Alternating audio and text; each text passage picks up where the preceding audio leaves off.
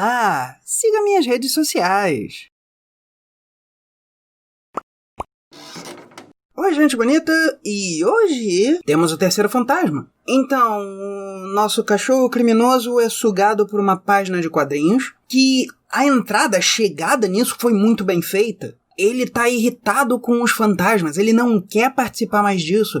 Ele vai tentar fechar as janelas para não deixar a tempestade entrar, ao mesmo tempo que está falando dos fantasmas. Então parece ser uma apresentação do futuro que ele não tem como evitar. É uma coisa boa, é o futuro chegando do nada. Então isso eu gostei bastante. Os quadrinhos são uma escolha meio estranha. Parece que a ideia é que eles estão voltando ao básico pela tecnologia. Primeiro TV, depois rádio, depois jornal. Isso pode ser uma ideia de vamos voltar ao sentimento básico, mas aí você tem o fantasma do futuro em si. Ele aparece com aquele manto ameaçador e ele manda ir para um beco escuro, mas tem várias retículas de história em quadrinho. Que eu não sei vocês, mas pra mim torna isso tudo meio bobo. Então ele vê um beco que vai pra um bar onde eles estão todos celebrando que ele não existe mais, mas tem várias retículas de quadrinho, então meio que embobece a coisa. Eu acho que eu sei por que isso foi feito. Me dá a impressão de que a ideia é isso tudo é muito sério e nós temos que deixar isso mais palatável para uma criança, mas enquanto um autor talvez pense que o que teria que ser feito é deixar isso importante para uma criança, ainda que menos sério do que a morte, aqui o que está sendo feito é falar sobre a morte, só que bota a retícula no canto. Então não, isso não funciona. Talvez, quem sabe, a produção esteja tentando enganar as pessoas que veem essas coisas. Talvez a Warner vá ver e dizer, não, retículas de quadrinhos. E ele vai tirar aquele manto, então ele não pode ser a morte de verdade. E isso tenha sido feito deliberadamente para esconder a coisa séria e deixar isso passar. O que infelizmente é parte comum da indústria da animação. Pessoas tentando ser sérias são forçadas a esconder a seriedade porque detentores de direitos são estúpidos. Eu acabei de terminar uma resenha gigantesca de quão estúpida ficou a primeira temporada de Cavaleiros na Netflix, exatamente por isso. Porque ninguém podia sangrar, o impacto tinha que ser demonstrado com poeira ou algo assim. Que me lembra vagamente, não querendo sair do assunto, mas que a luta do Neo em Matrix, o sangue era representado por poeira, que não é factual, tinha sangue naquela cena e na que se segue, mas a ideia original era passar a importância apesar de não se mostrar sangue naqueles momentos, então talvez essa fosse a intenção de seja quem for que escreveu isso. No Cavaleiros da Netflix, não, é só poeira, não podemos mostrar sangue, ponto. E esse tipo de atitude pode ser o que motivou isso aqui. Vamos botar retículas de quadrinho no beco que leva ao bar em que estão celebrando a morte do criminoso, porque aí não é morte de verdade. Claro que logo depois o fantasma dos Natais Futuros se revela ser o personagem principal do original, vestido como máscara e falando é hora do show, e é uma música gospel falando que ele só tem que ser bom e pronto. Desculpe, mas isso não funciona de forma alguma. Porque a ideia toda desse tipo de história mais urbana não é vamos fazer um conto de fadas que por acaso alguém xinga outra pessoa. Ah, mas você vai ser feio pra sempre, como aquele cachorrinho fez.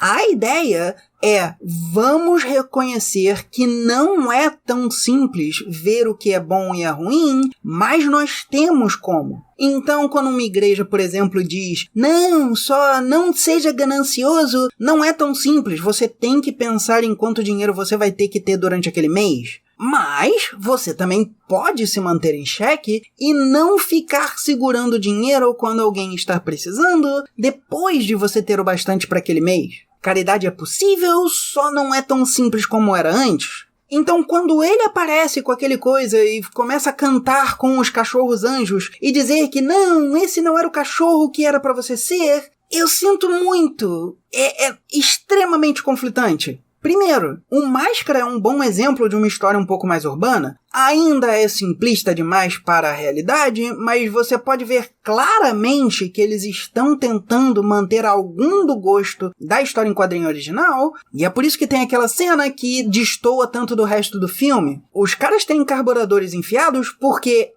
esse é o tipo de personagem que o Máscara é de verdade, fora dos filmes. Aqui, ele teria os mesmos poderes do Máscara, mas ele está só mostrando pra ele que, ei, a jogatina não vai ser tão legal assim. E putz grila, ele parar e dizer paraíso e par de dados. Ah, meu Deus, é o mesmo som, apesar de serem duas ideias diferentes.